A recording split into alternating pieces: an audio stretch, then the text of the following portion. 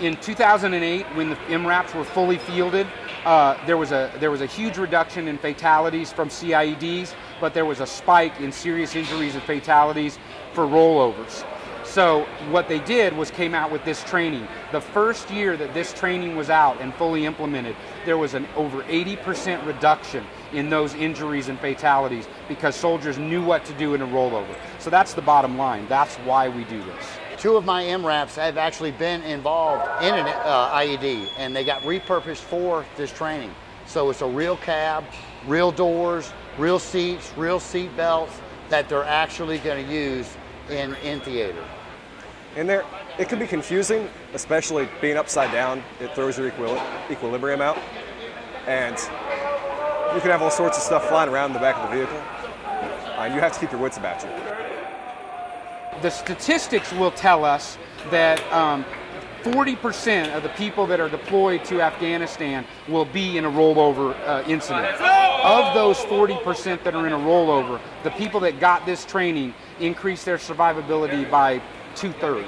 So it directly saves lives. So the more soldiers we can train, the more lives we can save. What we do is give them the brief first and tell them what they should do when the vehicle rolls over, so everybody has a general idea of what to do.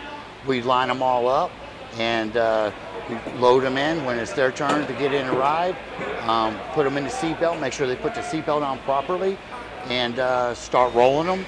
One thing they emphasize in this training that is very similar is the speed which it happens. I mean, before you know it, it's already over.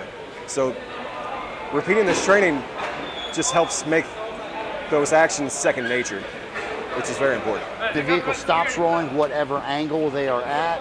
Make sure they are doing the right steps to egress out of the vehicle properly. The training definitely helps with preparedness, just in the way that people didn't have to figure out what was going on because there was a drill for how it needed to happen. I have actually met an Air Force colonel here at Manas. He came back here to thank all of our instructors because he got this training here and in Afghanistan was in a rollover, and he is convinced that it saved his life. I've had numerous soldiers come through here, seen them in Afghanistan, and told me how this training has saved their life and thanked me for it. Gave me a big handshake. All U.S. forces going into Afghanistan get this training. So we'll do Air Force, Marine, Navy, and Army. Obviously, the bulk of our customers are the Army, but we do all branches of the service and civilians. You know, training soldiers, saving lives, no better feeling than that in the world.